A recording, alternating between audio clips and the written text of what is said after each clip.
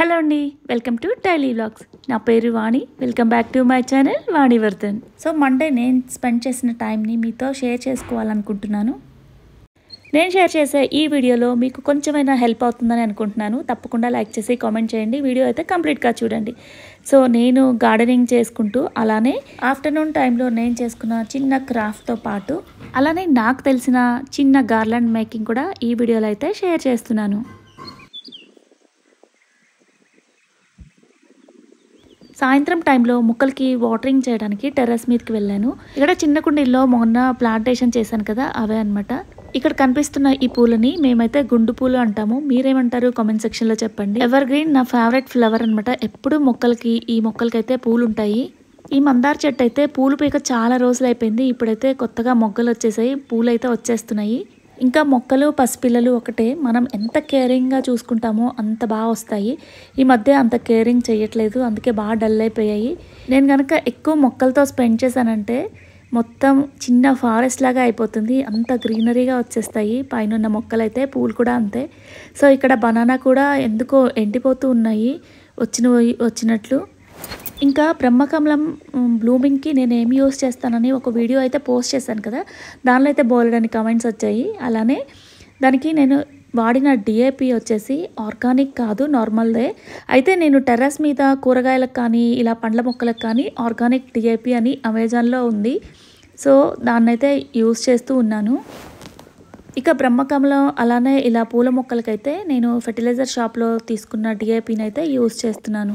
ఇలా ఫ్లవరింగ్ రావడానికి ఒక్క డిఏపియే కాదు, నేను ఆర్గానిక్గా మస్టర్డ్ కేక్ అలానే ఎప్సమ్ సాల్ట్ ఇలాంటివి వాడుతూ ఉంటాను. నెలకు ఒకసారైనా వర్మీ కంపోస్ట్ లేదంటే పశువుల ఎరువు కానీ కంపల్సరీగా వేస్తూ ఉండాలి. ఒక్కొక్కసారి ఒక్కొక్క వీక్ ఆల్టర్నేట్గా మస్టర్డ్ కేక్ కూడా ఇస్తూ ఉంటాను. సో అలాంటి టైంలో అయితే నా మొక్కలు చాలా హెల్తీగా ఉన్నాయి. చెప్పాను కదా ఈ మధ్య అస్సలు పట్టించుకోవట్లేదని. సో కొన్ని రోజులు ఇంట్రెస్ట్గా చేశానంటే ఇలా చిగుర్లు అయితే వచ్చేస్తాయి. సో చూడండి, గులాబీలు కొత్తగా చిగుర్లు వచ్చేసి మొగ్గలు అయితే వచ్చేస్తున్నాయి.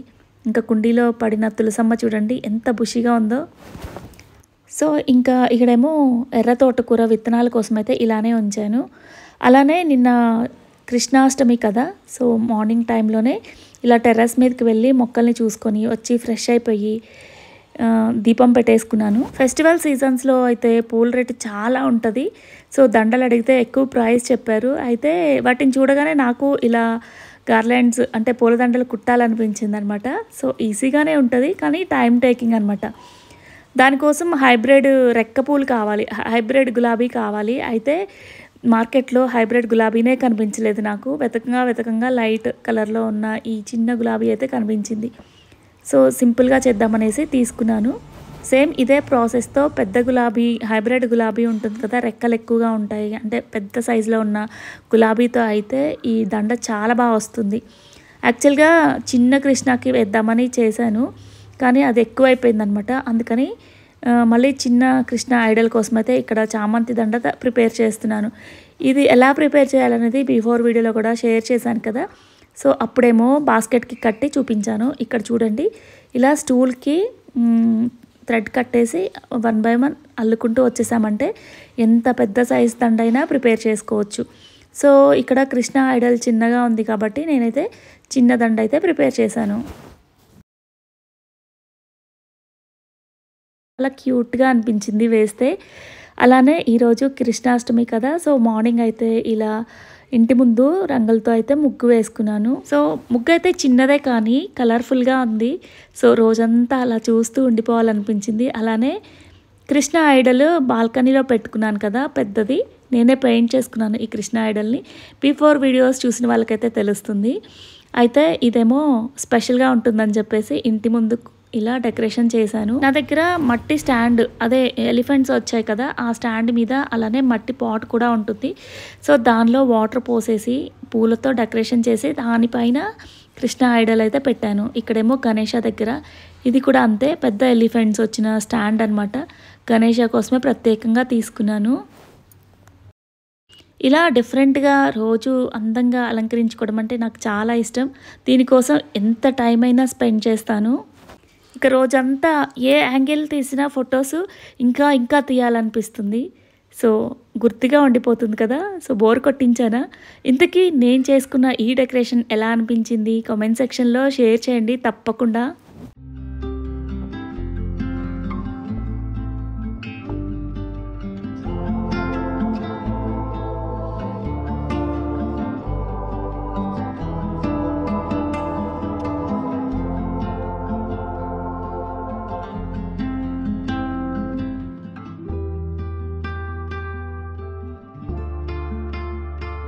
ఇంకా నెక్స్ట్ ఆఫ్టర్నూన్ లంచ్ అయిపోయిన తర్వాత చిన్న క్రాఫ్ట్ అయితే కంప్లీట్ చేసుకున్నాను. ఈ వీడియో బిఫోర్ బ్లాగ్లో కూడా షేర్ చేశాను. సో ఇదేమో స్వీట్ బాక్స్ అనమాట. దాని మీద ఫస్ట్ అయితే ఏషియన్ పెయింట్ వైట్ కలర్ ఉంటుంది కదా, దాని బేస్ వేశాను. అది ఒక రోజు పూర్తిగా అలానే ఉంచేసేయాలన్నమాట. పట్టుకుంటే టచ్ అయితే కలర్ చేతికి అంటుతుంది. అందుకని పూర్తిగా 1 డే అయితే డ్రై అయ్యేలాగా చూసుకోవాలి. సేమ్ దాని మీద మళ్ళీ రెడ్ కలర్ కోట్ వేశాను. అది కూడా అంతే 1 డే పడుతుంది అది మొత్తం డ్రై అవ్వడానికి. అయితే ఇక బ్యాక్ సైడ్ ఎందుకు ఉంచానంటే ఎలాగో కనిపించదు, ప్లస్ అది సపరేట్ చేస్తే ఆ క్యాప్ని కింద పడిపోతుంది, బ్యాలెన్స్ అవ్వట్లేదు అనమాట నిలబెడుతుంటే. అందుకని ఇంకా బ్యాక్ అయితే అలానే ఉంచేసాను తీయకుండా బ్యాక్ బాక్స్ని. సో చెప్పాను కదా ఇంకా white Asian paint and red colour use చేశానని. ఇక అది కూడా డ్రై అయిన తర్వాత ఈరోజు ఆఫ్టర్నూన్ అయితే నేను వీటి మీద ఇలా కోలం డిజైన్ అయితే వేసుకున్నాను. నాకు చాలా ఇష్టం ఇలా మెలికల్ డిజైన్స్, ఇంకా నేర్చుకుంటూ ఉన్నాను. అయితే ఫస్ట్ దీన్ని పెన్సిల్తో వేశాను. ఈ వైట్ పెన్సిల్ యాక్చువల్గా నిన్న గణేష ఫెస్టివల్కి మేము బ్యాక్గ్రౌండ్ డెకరేషన్ చేద్దామని పింట్రెస్ట్లో ఒక థీమ్ సెలెక్ట్ చేసుకున్నాము. సో ఆ మెటీరియల్స్ తెచ్చుకోవడం కోసం మేమైతే నిన్న మాకు దగ్గరలో ఉన్న ఇమ్మడల్లి అనే ఏరియా ఉంటుంది, అక్కడ మ్యాచింగ్ సెంటర్ ఉంటుంది. సో అక్కడికి వెళ్ళాము. అక్కడికి వెళ్తే క్లాతే కాదు ఇలా క్రాఫ్ట్ ఐటమ్స్ బోలెడ్ అని ఉన్నాయి. శారీకి వర్క్ చేసుకునేవి, ప్యాచ్ వర్క్స్, ఇక దుపటాస్ అయితే ఇంకా ఫుల్. అందరూ అడుగుతున్నారు కదా లెహెంగా మీద దుపటాస్ ఎలా సెలెక్ట్ చేసుకోవాలి, ఎక్కడ దొరుకుతాయని చెప్పేసి. నేనైతే ఎగ్జాక్ట్గా ఆ షాప్లో చూశాను. చాలా రకాల మెటీరియల్స్ అయితే ఉన్నాయి. నాకైతే చాలా బాగా నచ్చింది. అయితే అంతకు ముందు కూడా ఉంది ఈ షాపు, అయితే ఈ మధ్య కొంచెం ఎక్స్టెండ్ చేసి ఐటమ్స్ కూడా ఎక్కువ తెప్పించారనమాట. సో ఇలా క్రాఫ్ట్ ఐటమ్స్ కనిపించాయి. ఇంకంతే ఇలా తెచ్చేసుకున్నాను. ఈ పెన్సిల్ బాగా యూజ్ అవుతుంది కదా అని చెప్పేసి తెచ్చేసుకున్నాను. దాంతోపాటు ఇక్కడ బ్యాంగిల్స్, ఇయర్ రింగ్స్, అలానే క్లిప్స్ డిజైన్వి రెడీ చేసుకుంటారు కదా స్టోన్ వర్క్వి, సో అవి కూడా కనిపించాయి అనమాట. సో నేనైతే శాంపిల్కి ఒక 2 ప్యాకెట్స్ తెచ్చుకున్నాను. అది కూడా చూపిస్తాను ఎలా క్లిప్కి ఎలా నేను డిజైన్ చేసుకున్నాను అనేది. సో ఇక్కడైతే ఇంకా ఈ ముగ్గు ఓ పక్కన నేను ముగ్గు వేస్తూ ఇంకొక పక్కన వాయిస్ ఓవర్ ఇస్తూ అలానే ఇంకా ఒక పక్కన ఫోన్ పట్టుకున్నాను. అందులోనూ ఈ పెయింట్ ఉంది కదా వైట్ కలర్ పెయింట్ బాగా డ్రై అయిపోయింది. లాస్ట్ ఇయర్ తెప్పించిన పెయింట్ అది.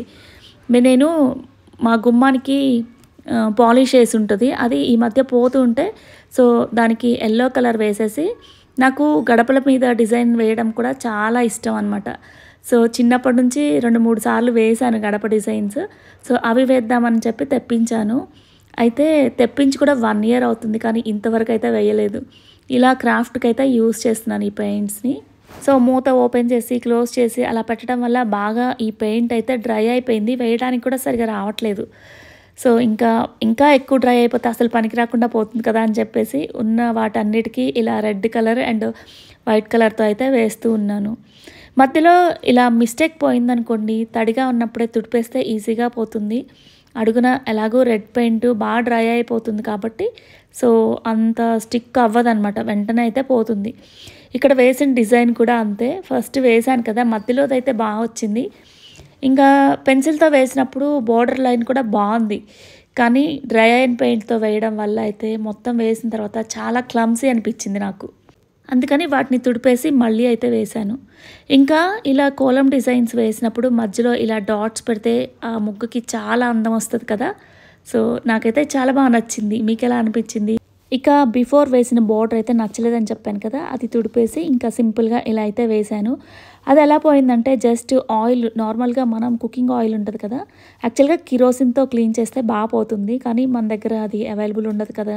అందుకని నా దగ్గర ఉన్న ఏదో ఒక ఆయిల్, కోకోనట్ ఆయిల్ కానీ లేదంటే మనం యూస్ చేసుకునే కుకింగ్ ఆయిల్ కానీ, సో దానిలో కొంచెం తుడిపేస్తే క్లాత్కి కొంచెం ఆయిల్ అంటించేసి తుడిపేసాను, ఈజీగా పోయిందనమాట. ఫైనల్గా బాక్స్ అయితే రెడీ అయిపోయింది. ఇంక ఇక్కడ ట్యాబ్ హోల్డర్కి ఇలా సైడ్ డిజైన్ అయితే సింపుల్గా ఇలా వేశాను. ఇంకా మధ్యలో ఏదో ఒక ఆర్ట్ వేద్దామనేసి ఇంకా వాటినైతే అలానే పెట్టేశాను అనమాట. సో ఇక దీన్ని ఎలా యూస్ చేశానో ఇక్కడ చూపిస్తున్నాను. ఇక్కడ కిచెన్లో నేను అన్నపూర్ణ అమ్మవారిని పెట్టుకున్నాను కదా, దాని వెనక బ్యాక్గ్రౌండ్కి ఇలా ఈ బాక్స్ని అయితే ప్రిపేర్ చేశాను. ఫైనల్గా లుక్ చూడండి ఎలా ఉంది. యాక్చువల్గా ఫ్రెష్గా ఉన్న పెయింట్తో వేస్తే ఇంకా డిజైన్ నీట్గా వస్తుంది. డ్రై అయిపోయిన పెయింట్తో వేశాను కాబట్టి కొంచెం క్లమ్జీ అనిపించింది. ఫైనల్గా అయితే నాకు బాగా నచ్చింది. యాక్చువల్గా నిద్రని స్కిప్ చేయడానికే ఇలా యాక్టివిటీస్ చేసుకుంటూ ఉంటాను కదా, అయితే కూర్చొని చేశాను. కొంచెం బ్యాక్ పెయిన్ అనిపించింది. సో రిలాక్స్ అవుదామని బెడ్ మీదకి వెళ్ళాను. ఇంకంతే ఒక న్యాప్ అయితే వేశాను, ఒక 1.5 అవర్. లేచిన తర్వాత మూడీగా అనిపించేసింది. అందుకని ఇంకా నిన్న తెచ్చుకున్న క్రాఫ్ట్ ఐటమ్స్లో ఈ స్టోన్ వర్క్ చేసుకునేవి తీసుకొచ్చాను అనమాట. యాక్చువల్గా బ్యాంగిల్స్ ఇలా క్లిప్స్ ఐటమ్స్ మేక్ చేయడం చూశాను, యూట్యూబ్లోనే చూశాను ఈ వీడియోస్ కూడా. సో చాలా ఈజీ అనిపిస్తుంది, కానీ చేసేటప్పుడు తెలుస్తుంది ఆ ఈజీ అనేది ఎంత కష్టమో. సో చుట్టానికి చాలా సింపులే సెలెక్ట్ చేసుకున్నాను. చిన్న క్లిప్ అనమాట, బ్యాంగిల్ అయితే లేట్ అయిపోతుంది కదా అనేసి. అయితే ఇది కూడా అంతే, 1 మినిట్లో ఇక్కడ చిన్న వీడియో కనిపిస్తుంది, కానీ ఇది చేయడానికి 15 to 20 మినిట్స్ పట్టింది. సో ఎక్స్పీరియన్స్ ఉండాలి ఇలాంటివి చేయాలంటే, అప్పుడు ఈ పని అయితే త్వరగా అయిపోతుంది. ఫైనల్గా క్లిప్ అయితే రెడీ అయిపోయింది. నాకు చాలా బాగా నచ్చింది. సో మనం ఓన్గా డిజైన్ చేసుకున్న క్లిప్, ఆ సాటిస్ఫాక్షనే వేరుంటుంది. నాకైతే చాలా బాగా నచ్చింది, సింపుల్గా ఉన్నా కూడా. ఫైనల్గా ఈరోజు నా టైం పాస్కి నేను చేసుకున్న క్రాఫ్ట్ని అయితే ఈ వీడియోలో మీతో షేర్ చేసుకున్నాను. మీకు ఎలా అనిపించింది తప్పకుండా కామెంట్ సెక్షన్లో చెప్పండి.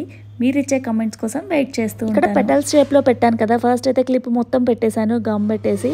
అయితే నాకు అంతగా నచ్చలేదనమాట, మళ్ళీ తీసేసి మళ్ళీ సింపుల్గా ఇలా ఉంచేద్దాం అనేసి ఇంకా పైన జస్ట్ స్క్వేర్ టైప్లో ఉన్న బీట్స్ని అయితే అంటించేశాను. లుక్ చూడండి. ఫైనల్గా హెయిర్కి కూడా పెట్టి చూపిస్తున్నాను. నాకైతే చాలా బాగా నచ్చింది. మీకు ఎలా అనిపించింది? సో ఇక ఈ వీడియో ఇంతటితో ఎండ్ చేస్తున్నాను. మరొక వీడియోతో మళ్ళీ కలుద్దాం. Thank you for watching and stay tune.